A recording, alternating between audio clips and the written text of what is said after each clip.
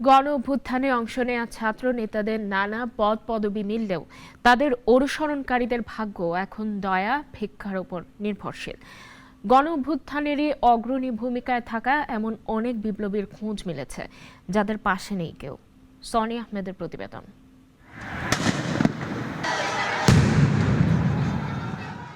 আন্দোলনে যখন অগ্নিগর্ভ রাজধানী, ছাত্রদের পাশাপাশি সাধারণ মানুষের দখলে ছিল রাজপথ। এ সময়ে আন্দোলনের অন্যতম হটস্পট রাজধানীর যাত্রাবাড়ি থেকে তুলে নিয়ে যায় সম্মুখ সারির যোদ্ধা রাকিবকে। গুম হওয়ার 16 দিন পর ঢাকা মেডিকেলে মিলে রাকিবের অঙ্গহানি দেহ। সুস্থ থেকে প্রতিবন্ধী হয়ে ওঠা রাকিবের চাওয়া এখন বেঁচে থাকা। সুন্দর চেহারা ও চঞ্চল রাকিবের বর্তমান অবস্থা দেখলে শিউরে উঠবে যে কেউ। জুলাই আন্দোলনে অংশ নিয়ে রাজধানীর যাত্রাবাড়িতে চোখের সামনে 10 জনের মৃত্যু দেখে নিজেও গুনছিলেন অন্তিম মুহূর্ত। কিন্তু ভাগ্য গুণে প্রাণে বাঁচলেও দেহই যেন এখন বড় বোঝা। আমার শেষ এইটুক বুঝি আমি শেষ। গুলি ওদেরকেও গুলি করছে? হ্যাঁ। তোমারেও করছে? হ্যাঁ। ওরা কি জায়গায় মারা গেছে? হ্যাঁ। তো পরে ওদেরকে কোথায় নিয়ে গেছিল? ওই কই নিতে আমি জানি না। ওরা কয়জন ছিল বলছিল? 10 জনকে। সবাইকে কিভাবে মারছে? গুলি। আমার ছেলের মাথাও নাই, চোখও নাই।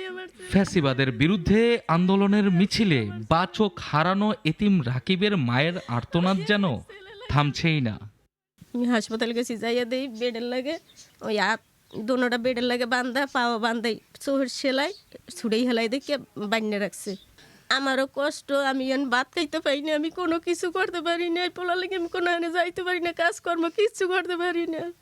প্রতিবেশী ও আত্মীয়রা জানালেন এই পরিবারের অসহায়ত্বের কথা।